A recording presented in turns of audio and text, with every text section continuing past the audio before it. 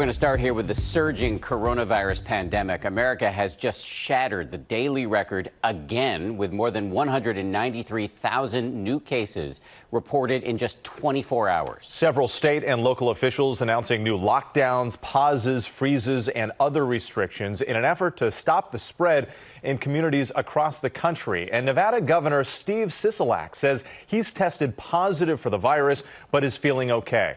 Both Pfizer and Moderna have reported that they should have enough data to seek FDA emergency use authorization for their vaccines by the end of the month. And President Trump says a vaccine will be available to the general public as soon as April. ABC's Trevor Ault is at New York Presbyterian Hospital with the latest. Good morning to you, Trevor. Eva, good morning. To be frank, the numbers we're seeing are incredibly alarming. Just yesterday, 16 states hit new record highs for hospitalizations.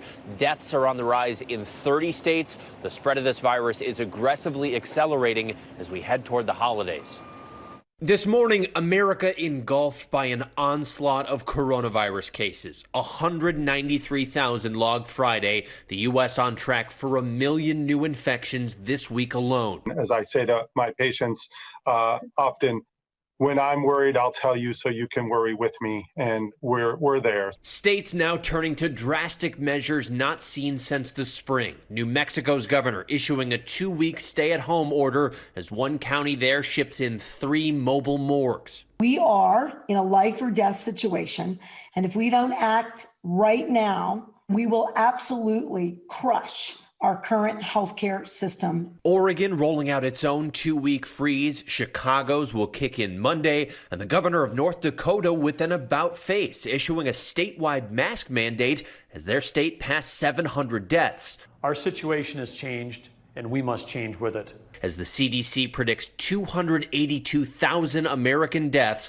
by December 5th. The compassion that you should feel when you see that number should go beyond just a statistic. It should be, that's a human being. This Mississippi family lost their mother, Elaine McCrae, who volunteered to be a COVID nurse. And don't take this virus for granted, because it is very real. And San Antonio couple Adon and Mariah Gonzalez, both among those claimed by the virus, leaving their 4-year-old son behind. I sometimes don't even know what to tell him.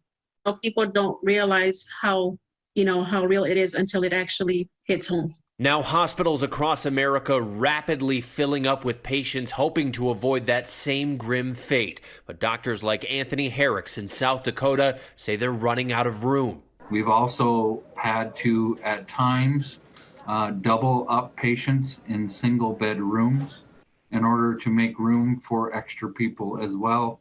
In Massachusetts, the DCU Center is converting into a 240-bed field hospital again. And this weekend, New York Governor Andrew Cuomo holding an emergency summit for northeastern state leaders as Friday, New York eclipsed 5,000 new cases for the first time since April.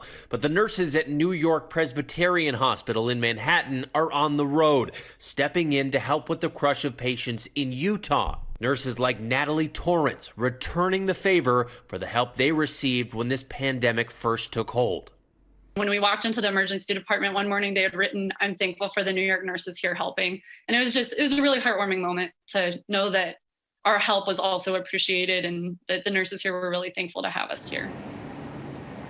And as Governor Andrew Cuomo plans his emergency summit with northeastern leaders this weekend, at least one governor, Connecticut's Ned Lamont, is in quarantine after his chief spokesperson just tested positive. Whit. We're seeing a lot more of that across the country. All right, Trevor, thank you so much. Hi, everyone. George Stephanopoulos here. Thanks for checking out the ABC News YouTube channel. If you'd like to get more videos, show highlights, and watch live event coverage, click on the right over here to subscribe to our channel. And don't forget to download the ABC News app for breaking news alerts. Thanks for watching.